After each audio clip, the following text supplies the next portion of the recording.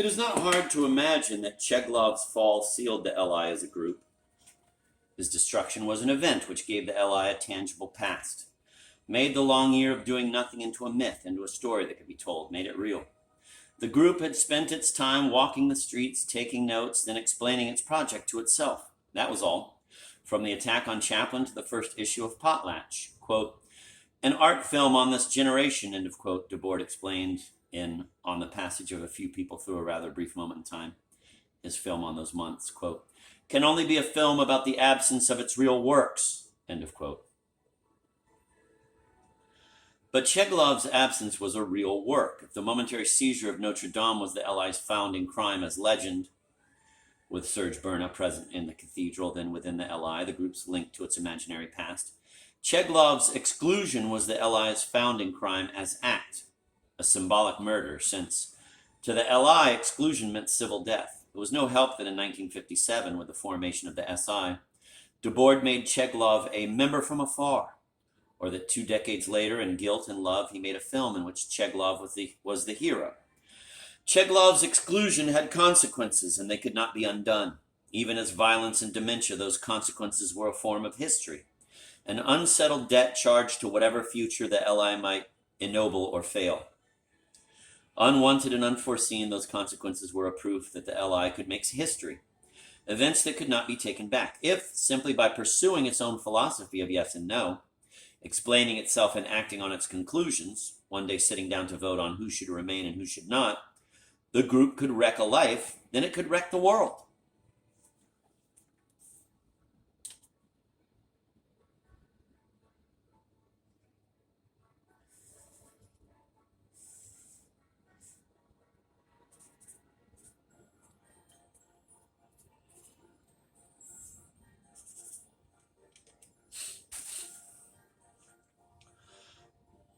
This is a quote from Marcel Mauss from Essai sur la Donne, The Gift, 1925. The chronicles of Arthur relate how King Arthur, with the help of a Cornish carpenter, invented the marvel of his court, the miraculous round table at which his knights would never come to blows. The carpenter says to Arthur, quote, I will make thee a fine table where 1,600 may sit at once, and from which none need be excluded, end of quote. Quote, our tables aren't often round, end of quote, the LI wrote in, quote, 36 Rue de Morillons, end of quote. Quote, but one day we're going to build our own castles of adventure, end of quote. The group emerged from the year of the continuous dérive with a sense of necessity, relaxing its ban on work and committing itself to a regular publication schedule. It stepped out again with a less abstract, more playful sense of reality, gleefully chronicling the best news of the week. The members of the LI remained planners of an imaginary city, but now they were also its critics. They saw that all cities were imaginary, complexes of desires turned into geography or suppressed by it, and they saw that all cities could be explored. Thus, the LI toured Guatemala City in 1954, full of firing squads, setting up for vacationers, a cheap holiday and other people's misery. It visited the Catharist town of Beziers in 1209, on the day it was exterminated by the Pope's armies in the Albigensian Crusade. Kill them all, the papal commander said, when a lieutenant asked him how believers in the true church might be distinguished from the heretics. God will recognize his own. It crisscrossed the East End of London in 1888, guided by Jack the Ripper.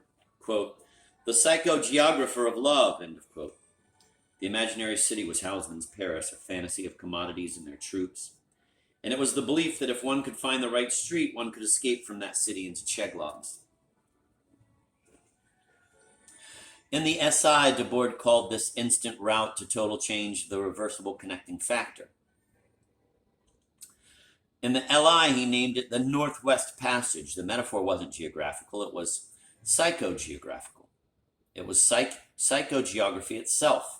It belonged to the history of the modern city and to the prehistory of the dérive.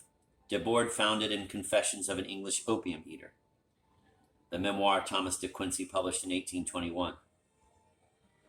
I remember long, wonderful psychogeographical walks in London with Guy, Alexander Trocchi said in 1983, a year before his death. He took me to places in London I didn't know, that he didn't know, that he sensed, that have been to if I hadn't been with him. He was a man who could discover a city, end of quote.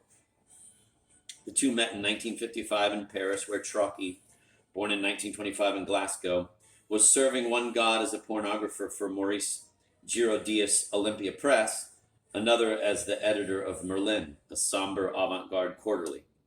Joining the LI, Trotsky had to cut all ties, break with his friends and employers. Quote, I stopped speaking to them. I was to enter into a closed society, a clandestine group, which was to be my whole world, end of quote. He was near 60 when we met, and he looked 40. He was built strong, all power, his eyes set deep but piercing and clear. A huge, intimidating nose came out of his face like a claw. It was impossible to believe he had been a heroin addict for almost 30 years. Though Trotsky left Paris in 1956 for the United States when the SI was formed, Debord counted him a founding, active situationist. In 1960, Trotsky published Kane's Books, an autobiographical novel in the form of a junkie's journal. Il vous faut construire les situations, he wrote in the last pages. He was speaking of the fix, systematic nihilism, but also a purposive spoon in the broth of experience. For a long time I have suspected there is no way out. I can do nothing I am not. I have been living destructively towards the writer in me for some time, guiltily conscious of doing so all along. The critical justification in terms of the objective death of an historical tradition, a decadent at a tremendous turning point in history, constitutionally incapable of turning with it as a writer. I am living my personal dada. In all of this, there is a terrible emotional smear. The steel of the logic has daily to be strengthened to contain the volcanic element within. It grows daily more hard to contain. I am a kind of bomb. This was the sort of person Debord wanted. But Trotsky never really returned. Kane's book made him famous in Bohemian circles in Britain, and in 1962 in London, he began Project Sigma, an attempt to unite every sort of dissident and experimental cultural tendency into an international core of cosmonauts of inner space.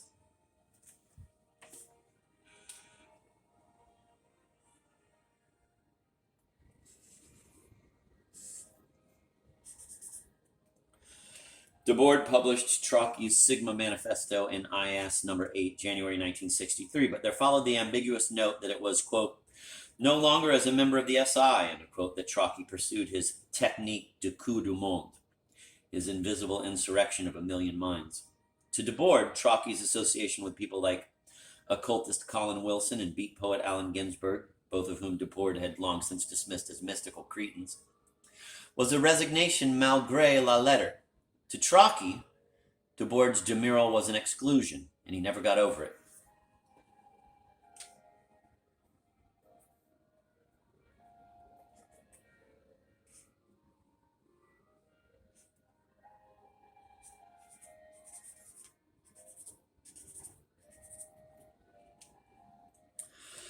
Quote, Guy thought the world was going to collapse on its own and we were going to take over, end of quote, Trotsky said in 1983. Quote, I wanted to do that, to take over the world, but you can't take over the world by excluding people from it. Guy wouldn't even mention the names of the people I was involved with, Timothy Leary, Ronnie Lang. I remember the last letter he sent me. Your name sticks in the minds of decent men. He was like Lenin. He was an absolutist, constantly kicking people out until he was the only one left. And exclusions were total. It meant ostracism, cutting people. Ultimately, it leads to shooting people. That's where it would have led if Guy had ever taken over. And I couldn't shoot anyone. It wasn't a question of loyalty, Trotsky said. He raised his hands. Guy has my loyalty. I love the man. Suddenly, Trotsky turned away from me and shouted. Guy, he said. What is it? I'm talking to you now, even if you will never speak to me.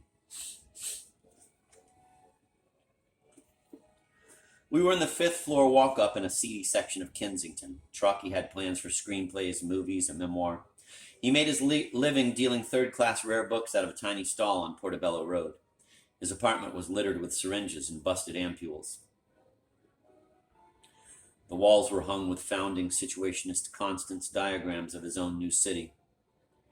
Quote, in New Babylon, man has been freed from his burdens, builds life himself.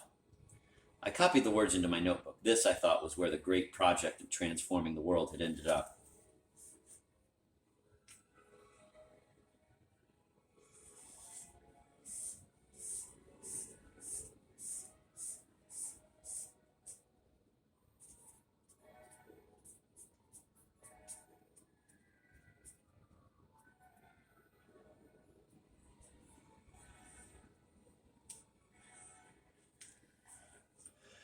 Even in the moment, the irony failed to cut very deeply, perhaps because Trotsky had already circled away from the great project. He was speaking again of its smallest version, where the desire to take over the world was first the desire to be in the world, the desire driven by the conviction that one cannot truly be in the world until the alienation of each from all has been vanquished, until necessity has been banished, until the world has been changed. Trotsky was talking again about the dérive. There, he said, for as long as it lasted, you were in the world as if you were changing it, and there were intimations of utopia everywhere you looked. The difficulties of the dérive are those of freedom, Debord wrote in 1956 in Theory of the Dérive. It all rests on the belief that the future will precipitate an irreversible change in the behavior and the decor of present-day society. One day we will construct cities for drifting, but with light retouching one can utilize certain zones which already exist. One can utilize certain persons who already exist. Even if he had been used, that was what Trotsky remembered most sweetly. So he talked about getting drunk, chasing oblivion into the black hole, the way out, the Northwest Passage. Quote, there was a magical quality to Guy, Trotsky said. He was almost smiling. The flux of emotion in the previous half hour had confused both of us. But now he was happy. Distances didn't seem to matter to the man. Walking in London in the daytime, at night, he'd bring me to a spot he'd found, and the place would begin to live. Some old, forgotten part of London. Then he'd reach back for a story, for a piece of history, as if he'd been born there. He'd quote from Marx, or Treasure Island, or De Quincey. Do you know De Quincey?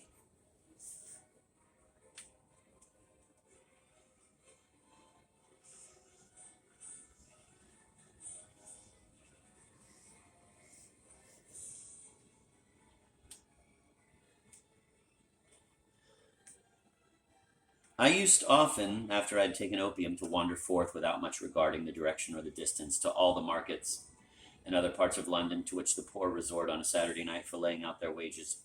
Some of these rambles led me to great distances, for an opium eater is too happy to observe the motion of time.